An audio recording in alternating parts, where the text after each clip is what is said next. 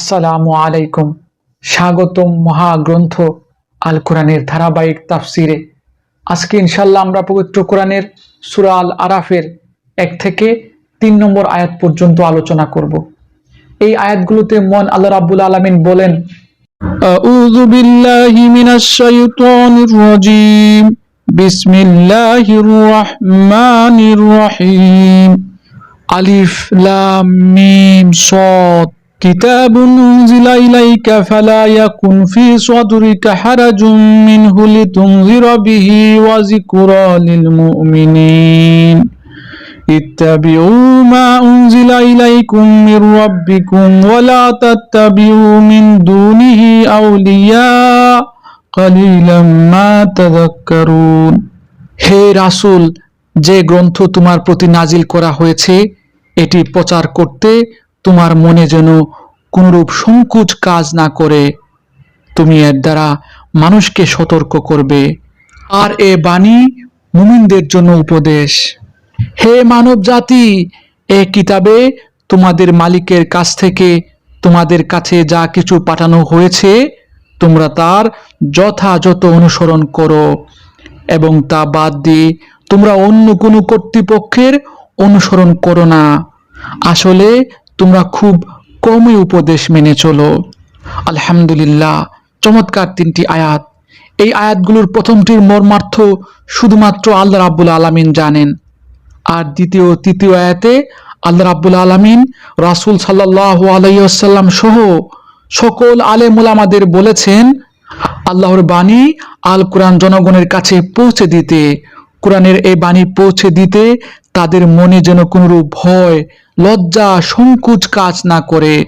পাশাপাশি জনগণের কাজ হলো আল্লাহর এই বাণী আলেমদের কাছ থেকে শুনে এই বাণী অনুযায়ী তাদের জীবন পরিচালনা করা। তবে দুঃখের বিষয় হলো আমরা আল্লাহর এই উপদেশ পরিত্যাগ করেছি। আমরা কোরআনকে শুধু তাকের উপর রেখে দিয়েছি, বুক সেলফে রেখে দিয়েছি।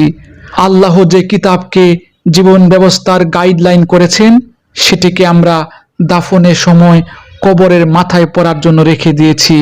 প্রিয় বন্ধুগণ, রাসূল সাল্লাল্লাহু আলাইহি ওয়াসাল্লামের মূল দায়িত্ব ছিল আল কোরআনের তাবলীগ করা।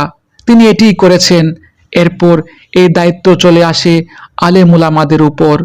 কিন্তু আজকের বাস্তবতা দেখুন, মসজিদের মিম্বরে, জুম্মার খুতবায়, ওয়াজের মঞ্চে আল্লাহর কোরআনের পরিবর্তে মানুষের রচিত কিতাব নিয়ে আলোচনা করা হয়। বুখারী মুসলিমকে তারা কোরআনের বিকল্প বানিয়ে ফেলেছে। ফাজাইলে আমল আজ কোরআনের উপর স্থান পেয়েছে। আল্লাহ রাব্বুল আলামিন কি বলেছেন? আমার আল কোরআন বাদ দিয়ে মানব রচিত কিতাব প্রচার করো না, বরং তিনি সূরা মায়েদার ৬৭ নম্বর আয়াতে রাসূল সাল্লাল্লাহু আলাইহি ওয়াসাল্লামকে হুঁশিয়ার দিয়ে বলেছেন, হে রাসূল, যা কিছু তোমার প্রতি নাজিল করা হয়েছে অর্থাৎ আল কোরআন তা পৌঁছে দাও। যদি তা না করো, কোরআনের কোনো একটি আয়াত প্রচার করা বাকি থাকে, তবে তুমি তোমার দায়িত্ব আদায় করলে না। প্রিয় বন্ধুগণ, রাসূল সাল্লাল্লাহু আলাইহি ওয়াসাল্লাম তার এই দায়িত্ব যথার্থভাবে পালন করে গেছেন, এবং এই দায়িত্ব তার পরবর্তী আলেম ওলামাদের কাছে তিনি দিয়ে গিয়েছেন। কিন্তু আমাদের বর্তমান সমাজের আলেম ওলামারা কি বুকে হাত দিয়ে বলতে পারবে, হ্যাঁ, আমরা আমাদের দায়িত্ব যথার্থভাবে পালন করছি? হ্যাঁ, আমি 30 পারা কোরআনের বাণী জনগণের কাছে পৌঁছে দিয়েছি।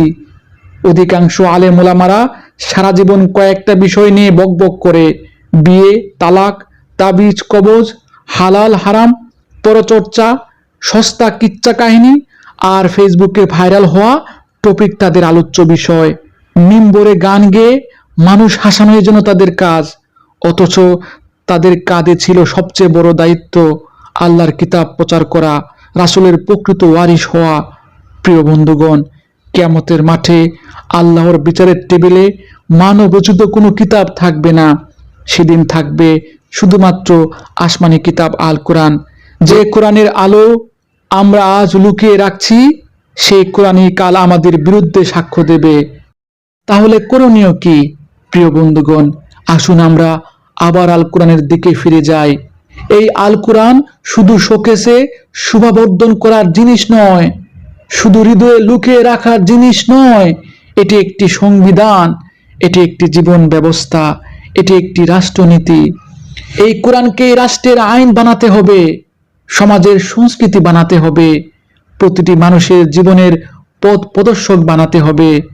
আরেকটি কথা, প্রিয় আলেম ওলামারা, আপনারা আমার কলিজার টুকরা, আপনারা আছেন বলেই আমরা আলোর দেখা পাচ্ছি। আজ হয়তো অনেক অভিমান নিয়ে আপনাদের কঠিন ভাষায় বলেছি। এই কঠিন ভাষাকে ঘৃণা নয়, দায়িত্ব দিয়ে দেখুন। আমাদের তো আল কোরআন প্রচার করতেই হবে, কারণ প্রচারই প্রসার। যদি আমরা কোরআনকে সমাজে প্রতিষ্ঠিত না করতে পারি, তবে আমরা ধ্বংস হয়ে যাব। কেননা আল্লাহ রাব্বুল আলামিন সূরা মায়েদার ৬৮ নম্বর আয়াতে বলেছেন, তোমরা যদি কোরআনকে রাষ্ট্রীয়ভাবে প্রতিষ্ঠিত করতে না পারো, তবে তোমরা কিছুই নও। প্রিয় বন্ধুগণ, আসুন আজই আমরা প্রতিজ্ঞা করি, প্রতিদিন এশার নামাজের পর মসজিদের মুসল্লিদের নিয়ে বসে ধারাবাহিকভাবে কোরআনের তাফসির করব। স্কুল, কলেজ, বিশ্ববিদ্যালয় সহ সকল শিক্ষা প্রতিষ্ঠানে কোরআনের অনুবাদ, কোরআনের তাফসির পাঠ সিলেবাসের অন্তর্ভুক্ত করার জন্য দুর্বার আন্দোলন গড়ে তুলব। তাবলিগ জামাতের কার্যক্রমে সম্পূর্ণ কোরআনের অনুবাদ, তাফসির শিক্ষা অন্তর্ভুক্ত করব।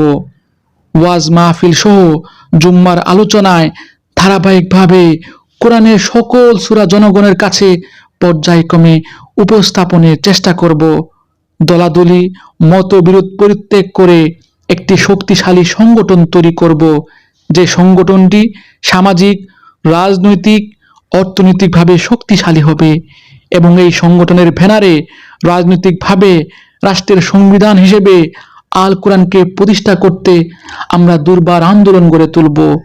এই 5টি কাজ যদি আমরা যথার্থভাবে করতে পারি, তবে ইনশাল্লাহ আমরা এই পৃথিবীতে কোরআনের রাজ কায়েম করতে পারবো। আল্লাহ রাব্বুল আলামিন আমাকে সহ আপনাদের সবাইকে আজকের আলোচ্য আয়াতগুলোর মূল শিক্ষা হৃদয়ে ধারণ করার তৌফিক দান করুন। এই প্রত্যাশা এখানে শেষ করছি। ধন্যবাদ।